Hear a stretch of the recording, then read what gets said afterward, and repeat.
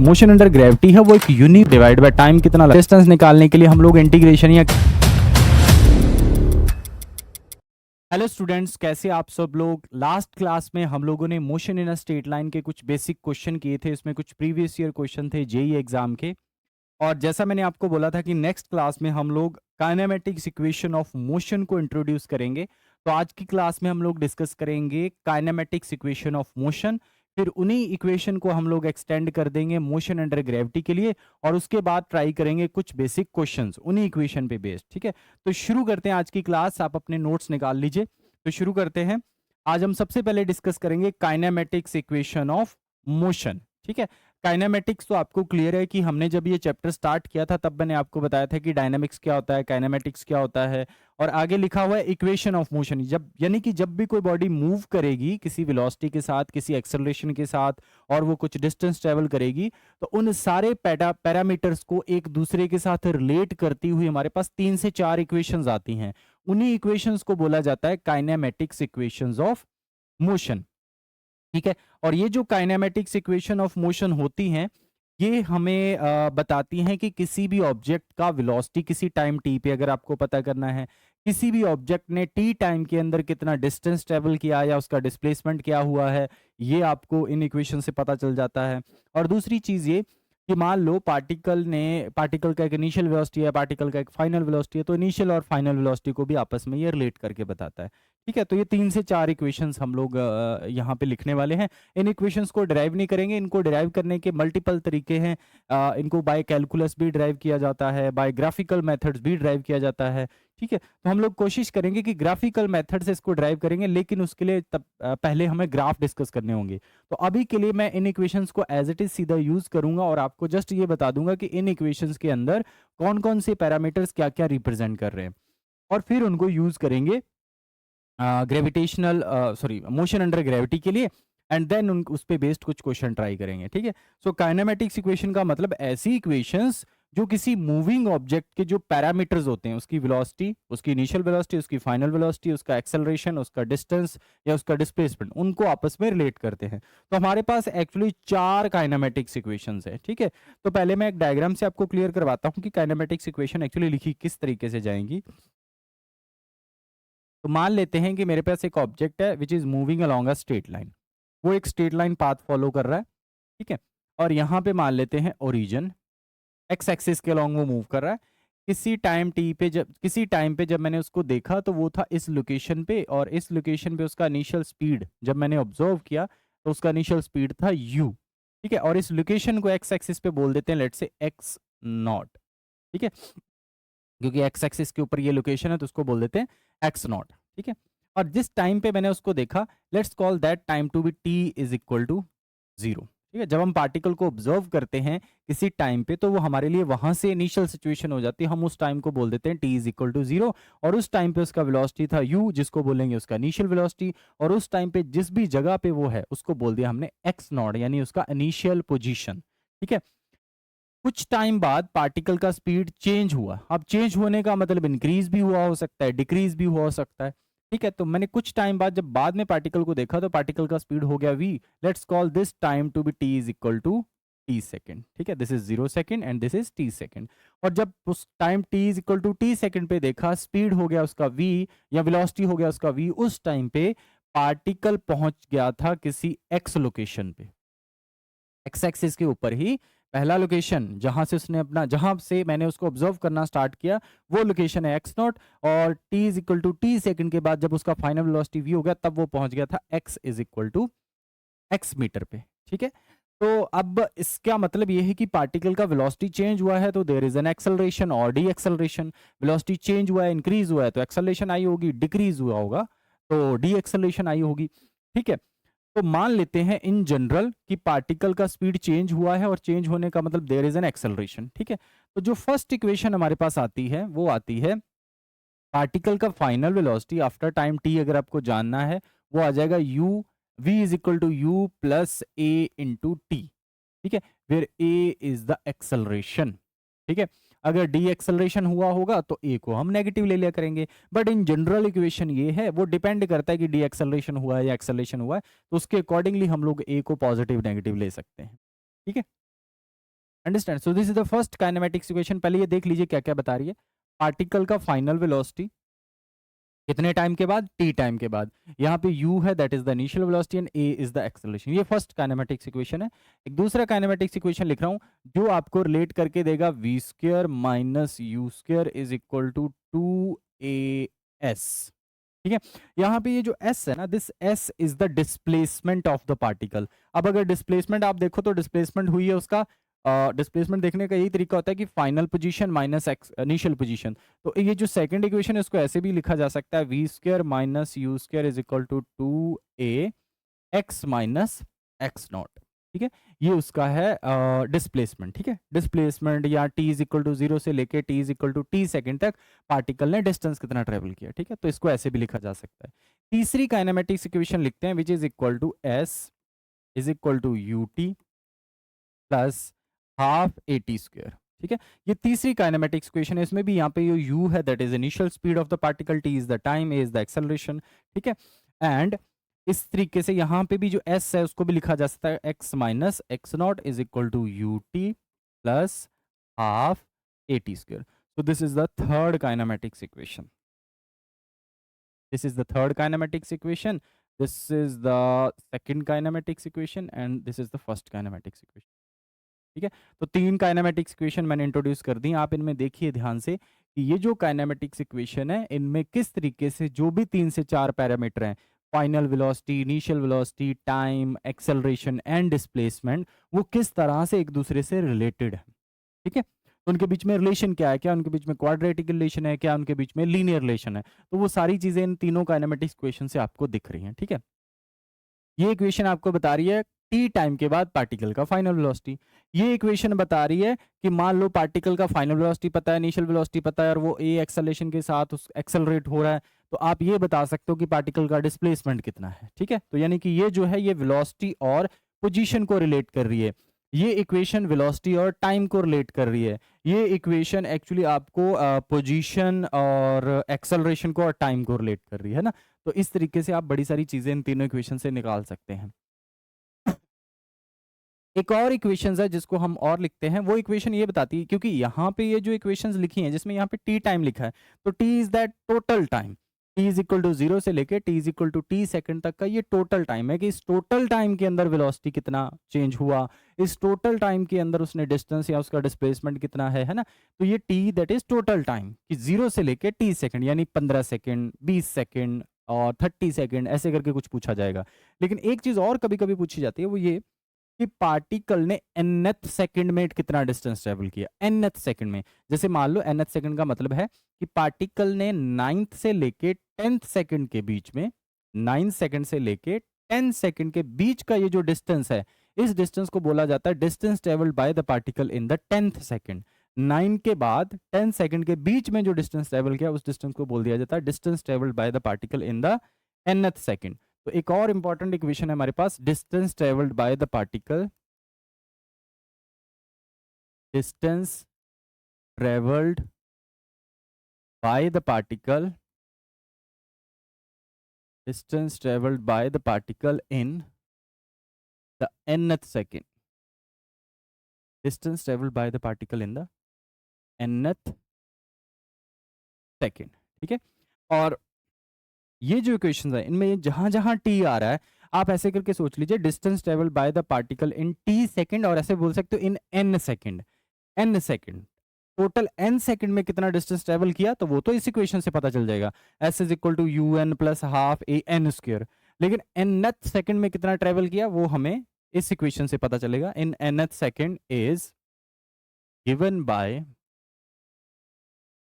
अच्छा उसको निकालते कैसे हैं, distance travel by the particle in the nth second, उसको एस एन से लिखेंगे हम लोग। वो होगा क्या, distance travelled by the particle in total let's say n seconds, उसको लिख देते हैं let's say S dash. S dash का मतलब है कि टोटल n सेकंड में कितना ट्रेवल किया, minus distance travelled by the particle in n minus 1 second. ठीक है, टोटल n सेकंड में कितना ट्रेवल किया और उसमें से n माइनस 1 वाला डिस्टेंस अगर माइनस कर दो तो बाकी बचा वो nth सेकंड वाला बचा रहेगा ना।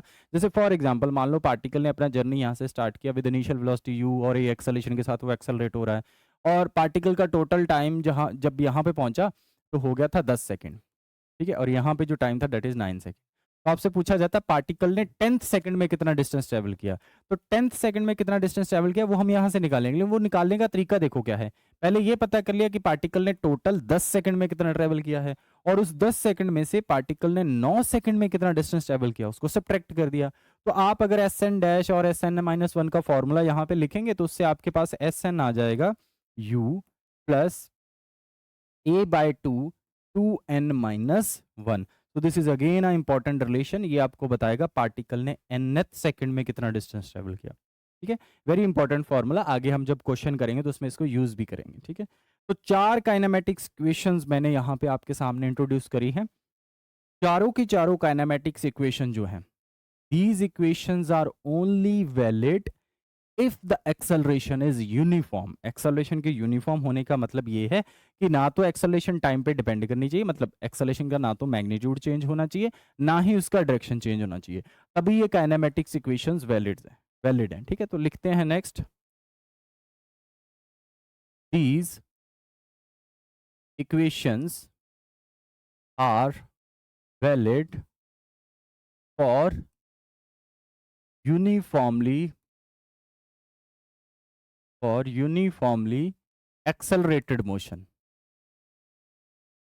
These equations are valid for uniformly accelerated motion. ठीक है, accelerated motion इसका मतलब हो गया it implies acceleration is constant. constant का मतलब ना तो इसका मैग्नीट्यूड चेंज होना चाहिए ना ही इसका डायरेक्शन चेंज होना चाहिए, तब उस एक्सेलरेशन को बोला जाता है कि एक्सेलरेशन इज कांस्टेंट। अगर एक्सेलरेशन टाइम पे डिपेंड करती है, ठीक है, या उसका डायरेक्शन चेंज हो रहा है, टाइम पे डिपेंड तो नहीं कर रही, बट उसका सिर्फ डायरेक्शन चेंज हो रहा है, तो उस एक्सेलेरेशन को हम यूनिफॉर्म एक्सेलेरेशन नहीं बोलेंगे, तब ये काइनेमेटिक्स इक्वेशन वहां पे वर्क नहीं करेंगी।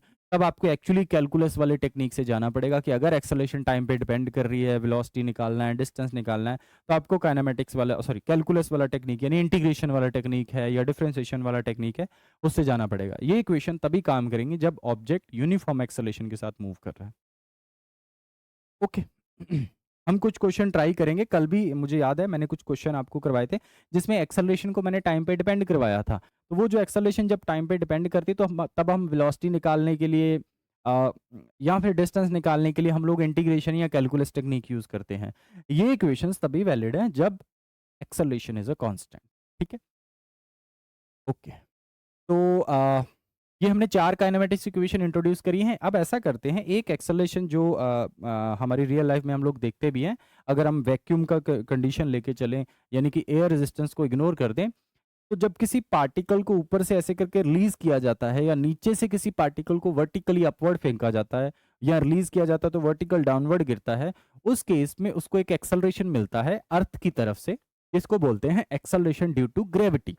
तो उसका जो मोशन होता है उस मोशन को बोल दिया जाता है मोशन अंडर ग्रेविटी, क्योंकि उसको एक एक्सेलरेशन मिलता है और उस एक्सेलरेशन का नाम क्या है, किसी फोर्स की वजह से मिल रहा है, वो फोर्स कौन सी, ग्रेविटी, और उस एक्सेलरेशन को बोलते हैं एक्सेलरेशन ड्यू टू ग्रेविटी।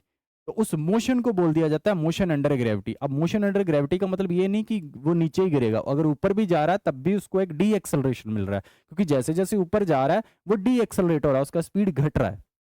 लेकिन जब उसको ऊपर से रिलीज किया जाता है तो उसका स्पीड बढ़ रहा है, अगर बढ़ रहा है तो इसका मतलब वो एक्सेलरेट हो रहा है। तो ऊपर जाते टाइम वो डी एक्सेलरेट होता है, ऊपर से नीचे आते टाइम वो एक्सेलरेट होता है। तो उसका जो मोशन है उस मोशन को कंप्लीटली बोल दिया जाता है कि this is motion under gravity.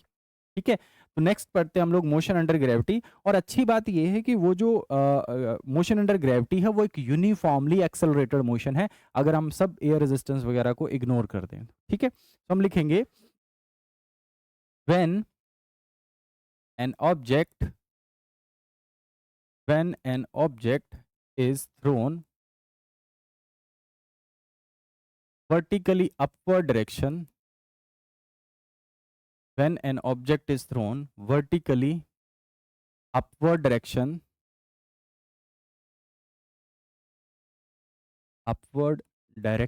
or released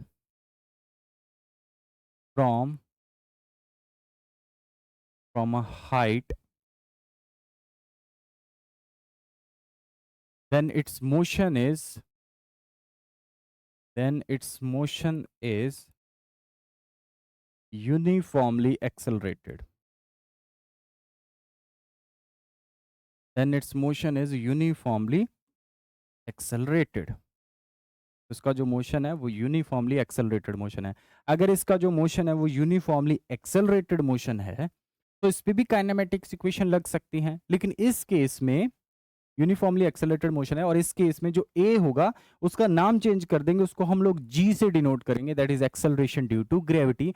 और उसका वैल्यू आपने लोअर क्लासेस में पढ़ा भी है कि अगर हम किसी ऑब्जेक्ट को अर्थ के सरफेस से किसी ज्यादा हाइट पे नहीं फेंक रहे हैं तो जी का वैल्यू ऑलमोस्ट कांस्टेंट रहता है, that is 9.8 metre per second square.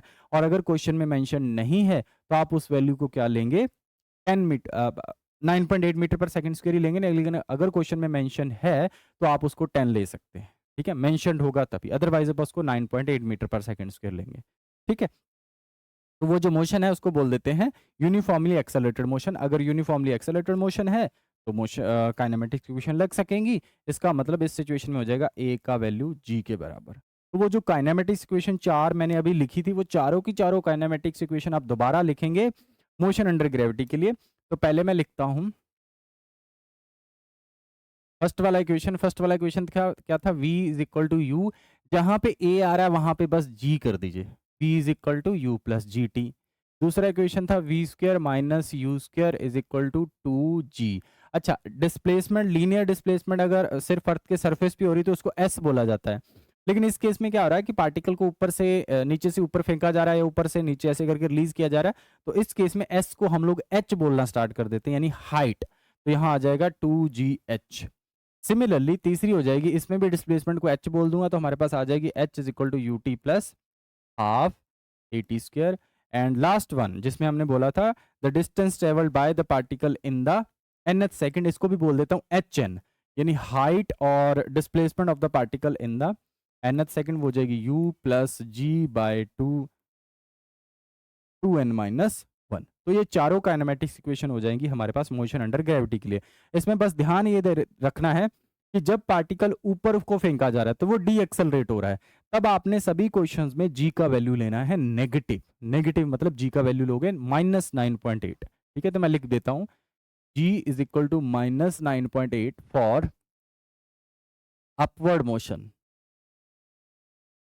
Upward motion जब बॉडी ऊपर जा रही है तो जी का value -9.8 metre per second square, और जी का वैल्यू लेंगे आप +9.8 फॉर डाउनवर्ड मोशन, जब ऊपर से नीचे आ रहा है या जस्ट ऊपर से रिलीज किया गया है, फॉर डाउनवर्ड मोशन। ठीक है, अपवर्ड मोशन के लिए भी और डाउनवर्ड मोशन के लिए भी लेंगे 9.80, बट ध्यान किस चीज का रखना है, साइन का, कि कब पॉजिटिव लेना है कब नेगेटिव लेना है। क्योंकि जब ऊपर जा रहा है तो डी एक्सेलरेट हो रहा है, डी एक्सेलरेट हो रहा है तो स्पीड घट रही है तो एक्सेलरेशन आएगी नेगेटिव साइन के साथ। जब ऊपर से नीचे गिर रहा है तो एक्सेलरेट हो रहा है, स्पीड बढ़ रही है तो एक्सेलरेशन का साइन आएगा पॉजिटिव। ठीक है, तो इन्हीं इक्वेशन के साथ अब स्टार्ट करते हैं, हम लोग कुछ क्वेश्चन करने का ट्राई करते हैं। इंपॉर्टेंट क्वेश्चन है ये, रीसेंट ईयर के ही कुछ प्रीवियस ईयर क्वेश्चन मैंने इसमें डाले हैं। बाकी नेक्स्ट क्लास में कल हम लोग डिस्कस करेंगे। कल पूरी की पूरी क्लास फोकस्ड रहेगी हमारी सिर्फ और सिर्फ जेई और नीट के पीवाईक्यू, और भी कुछ अच्छे अच्छे क्वेश्चन जहां से मुझे मिलेंगे मैं इसमें डालूंगा और हम लोग उनको बैठ के सॉल्व करेंगे। ठीक है, ओके। आप जब भी क्वेश्चन को देखें तो वीडियो को पॉज करके पहले उस क्वेश्चन को खुद से हल करने का ट्राई करें, आप उसका सोल्यूशन निकाल पा रहे हैं या नहीं निकाल पा रहे हैं, और ऑप्शन दिए रहते हैं क्वेश्चन में, उसके अकॉर्डिंगली चेक कर लीजिए अनटिल कि वो क्वेश्चन इंटीजर टाइप ना हो। ठीक है, लेकिन फिर भी आप क्वेश्चन को वीडियो को पॉज करके पहले खुद से सॉल्व करिए, खुद से सॉल्व करके अपना अप्रोच देखिए कि आपने इस क्वेश्चन में क्या अप्रोच लगाया, आपका आंसर सही आया या नहीं आया। ठीक है, कई बार क्या होता है कि एक ही क्वेश्चन को दो अलग अलग अप्रोच से किया जा सकता है, हो सकता है कि आपका अप्रोच ईजी हो। ठीक है ऐसे बड़ी सारी चीज़ें हो सकती हैं। सो उसके लिए मैं आपको यही बोलूँगा कि वीडियो को पॉज करिए, पहले खुद से सॉल्व करिए, फिर चेक कीजिए कि हमारा आंसर सही आ रहा है या नहीं आ रहा। अंडरस्टैंड? तो शुरू करते हैं, क्वेश्चन पे आते हैं। देखिए फर्स्ट क्वेश्चन क्या है, अ ट्रेन स्टार्टिंग फ्रॉम रेस्ट। ठीक है, रेस्ट से स्टार्ट कर रही है तो इसका मतलब इनिशियल वेलोसिटी 0 हो गया, तो u का इन्फॉर्मेशन तो मुझे पहले मिल गया कि u का वैल्यू है 0। फिर कह रहा है accelerate uniformly up to a speed of 80 kilometre per hour for time t। ठीक है, कि ये t टाइम के लिए एक्सेलरेट हुई है और रेस्ट से स्टार्ट किया है, और जब t टाइम के लिए एक्सेलरेट हुई तो स्पीड कितना हो गया 80 किलोमीटर पर आवर। ठीक है, then it moves with a constant speed of for 3t। ठीक है, तो मैं अगर इसको डायग्राम से आपको बताऊं तो ये कुछ ऐसा सा है। ये अगर मैं इसका जर्नी देख लूं कि ये कंप्लीट जर्नी है उसका, तो उसने यहां से स्टार्ट किया और मान लेते हैं कि यहां से स्टार्ट किया तो u का वैल्यू है 0, यानी at t is equal to 0 u का वैल्यू है 0। ठीक है, वो t टाइम के लिए एक्सेलरेट हुई, जब t का वैल्यू हो गया t सेकेंड, एक्सेलरेट हुई और यहां पे पहुंच के उसका स्पीड हो गया लेट से 80 किलोमीटर पर आवर। ये सिचुएशन दे दिया। ठीक है, फिर वो कह रहा है उसके बाद वो एक्सेलरेट नहीं कर रही थी, 80 किलोमीटर पर आवर होने के बाद फिर उसके बाद वो कांस्टेंट स्पीड से चलना स्टार्ट कर दी, यानी उसके बाद एक्सेलरेशन हो गया 0। अगर उसके बाद एक्सेलरेशन 0 हो गया तो इसका मतलब ये 80 किलोमीटर पर आवर से चलती रही और इस पॉइंट पे पहुंची, और ये कितने टाइम तक चलती रही, हमें दे रखा है constant speed for time 3t, यानी यहाँ पे टाइम की वैल्यू है t is equal to t second, और जब यहां पहुंची है तब उसको कितना टाइम हो गया था, 3t। ठीक है, यानी 3t टाइम के लिए। ओके, तो मैं ऐसा सोच सकता हूं कि अगर मैंने टाइम लिखा t is equal to 0, t is equal to t second, तो इस टाइम को मुझे लिखना चाहिए t is equal to 4t, क्योंकि t is equal to t second से लेके t is equal to 4t तक, 4t तक, तो यानी टाइम इंटरवल कितना हो गया 3t का, तो 3t तक उसने का स्पीड जो रहा वो कांस्टेंट रहा। ठीक है, वो कितना रहा होगा, ऑब्वियसली 80 किलोमीटर पर आवर, ये स्पीड उसका रहा होगा 80 किलोमीटर पर आवर। ठीक है, हमसे पूछा क्या है, the average speed of the train for this duration of the journey, और बताने भी किलोमीटर पर आवर में, तो हमसे एक्चुअली एवरेज स्पीड पूछ रहा है ना। तो एवरेज स्पीड निकालने के लिए आपको बताया हुआ है मैंने कि क्या करना है, हमें एवरेज स्पीड फाइंड करने के लिए वी एवरेज, न्यूमिरेटर में आता है टोटल डिस्टेंस, न्यूमिरेटर में आता है टोटल डिस्टेंस, डिनोमिनेटर में आता है टोटल टाइम। मैं मान लेता हूं कि ये जो उसका फर्स्ट जर्नी का फर्स्ट पार्ट है, इसमें उसने जो डिस्टेंस निकाला, दिस डिस्टेंस इज d1, और जर्नी का ये जो अगला पार्ट है, जर्नी का अगला पार्ट कहां से लेके कहां तक है, t is equal to t second से लेके t is equal to 4t तक। ये जो पार्ट है जो उसने टोटल 3 सेकंड में निकाला, इसमें उसने जो डिस्टेंस निकाला, let's call that distance to be d2। ठीक है, तो टोटल डिस्टेंस आ जाएगा हमारे पास v average is equal to, total distance आएगा d1 प्लस d2, और टोटल टाइम देखिए क्या आ जाएगा, t प्लस 3t यानी कि 4t, टोटल टाइम लगा 4t। Let it be a equation number first. ठीक है, अब एवरेज स्पीड निकालने के लिए मुझे d1 और d2 चाहिए। ठीक है, तो ये जो मोशन है ये बड़ा अच्छा मोशन है कि फर्स्ट इंटरवल के लिए एक्सेलरेटेड मोशन है, उसके बाद कांस्टेंट स्पीड से जा रहा है, यानी उसके इसमें एक्सेलरेशन हो गया 0। तो पहले मैं d1 निकालता हूँ, फिर मैं निकालता हूँ d2। ठीक है, तो नेक्स्ट बढ़ते हैं। d1 निकालने के लिए देखिए, d1 निकालने के लिए आप लगा सकते हैं काइनेमेटिक्स इक्वेशन, यानी कि a एक्सेलरेशन के साथ t टाइम में उसने जो डिस्टेंस निकाला वो निकालना चाहते हैं हम लोग। ठीक है, इक्वेशन कौन सी लगा रहा हूं मैं, u t plus half a t square. But बोला गया कि पार्टिकल ने अपना जर्नी रेस्ट से स्टार्ट किया है, इसका मतलब d1 इज इक्वल टू, यहां से हमारे पास आ जाएगा जो भी डिस्टेंस निकाला होगा ये 0 हो गया, plus half a T square, तो उसने जो भी डिस्टेंस निकाला d1 that is half a T square. ठीक है, d1 आ गया, लेकिन d1 अभी भी कंप्लीटली ये नहीं पता चला कि d1 है कितना, और d1 तभी पता चल पाएगा जब मुझे a पता चल पाएगा। अब फर्स्ट इंटरवल में देखिए, a पता करने के लिए किसी बॉडी का इनिशियल स्पीड था 0, फाइनल स्पीड हो गया 80, और t टाइम के अंदर उसका स्पीड 0 से 80 हो गया, तो एक्सेलरेशन निकालना तो बहुत आसान है। एक्सेलरेशन होती क्या है, acceleration is equal to change in velocity divide by time taken, उस चेंज को लाने के लिए जो टाइम लगा है। ठीक है, तो एक्सेलरेशन आ जाएगी, चेंज इन वेलोसिटी का मतलब फाइनल वेलोसिटी यानी कि v minus you divide by time कितना लगा t, तो एक्सेलरेशन आपके पास आ जाएगी 80 kilometre per our divide by t।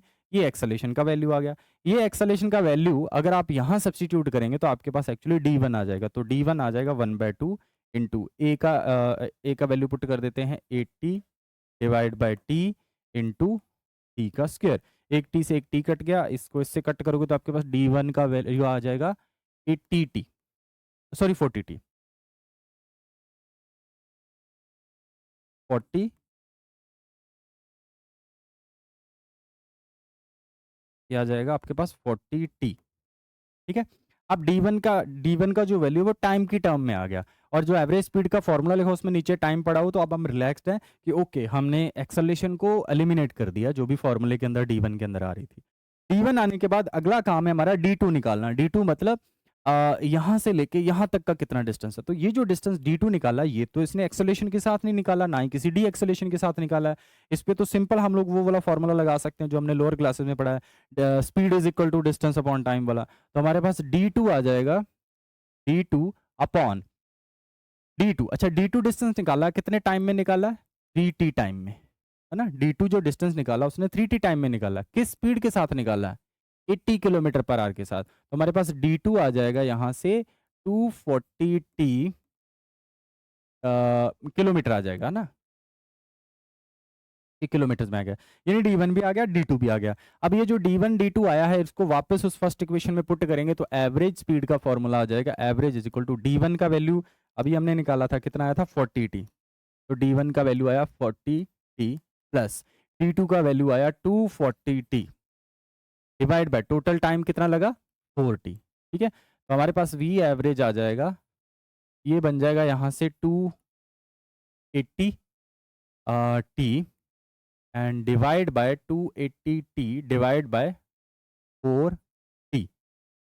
ठीक है, इसको कट कर दीजिए तो आपके पास बना 280 by 4, this is average speed. ठीक है, और अब देख लेते हैं ऑप्शन में किस तरह के ऑप्शन दे रखे हैं। इसको अगर आप कट करोगे 280 को 4 से तो अप्रोक्सीमेटली बनेगा आपके पास 70 के अराउंड बनना चाहिए ये, है ना। अराउंड 70 के अराउंड ही बनेगा, एक बार चेक कर लेते हैं। Yes, 70 kilometre per our. तो यहाँ से हमारा ऑप्शन सही हो जाएगा ए, ऑप्शन ए इज करेक्ट। ठीक है, नेक्स्ट चलिए आगे बढ़ते हैं नेक्स्ट क्वेश्चन। नेक्स्ट है क्वेश्चन नंबर 3 हमारे पास।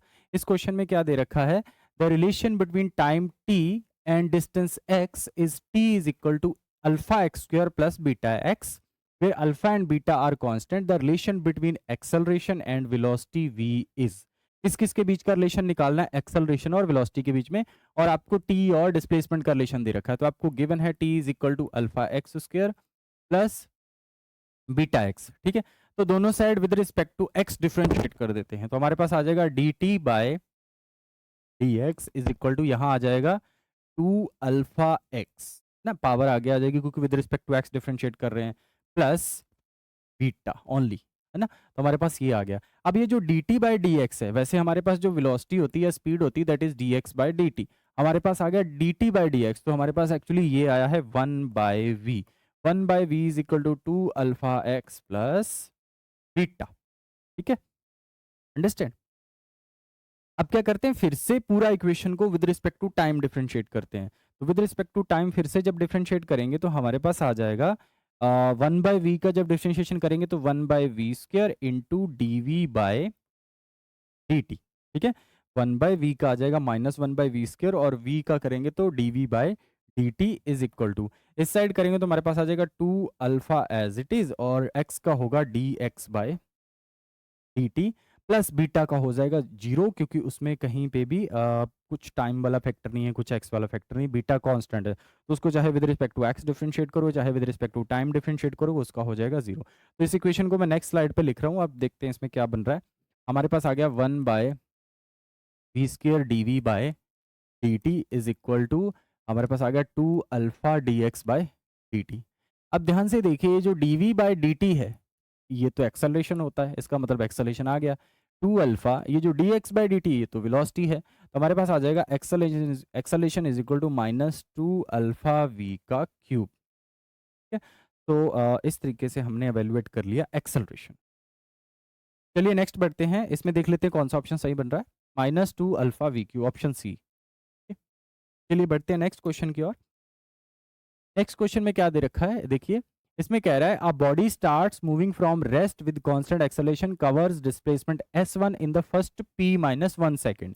ठीक है, तो रेस्ट से स्टार्ट किया तो u का वैल्यू 0 हो गया। ठीक है, तो उसका डिस्प्लेसमेंट दे रखा है यानी s1 दे रखा है, तो हम इक्वेशन लगाएंगे kinematics equation s1 is equal to u t होता है, लेकिन यू का वैल्यू 0 तो वो टर्म खत्म हो गया। आगे क्या आएगा, हाफ एक्सेलरेशन का वैल्यू ए ले लेते हैं, और बोला गया है कितने टाइम में, p-1 में, तो यानी कि p-1 का square, let it be a first equation. ठीक है, ये उसने फर्स्ट इंफॉर्मेशन दे रखी। फिर क्या बोला है, and s2 in the first p second, और s2 बोल रखा है फर्स्ट p सेकेंड में, यानी 1/2a, और ये बोल रखा है p सेकेंड में, तो यानी कि हो जाएगा 1/2a p स्क्वायर।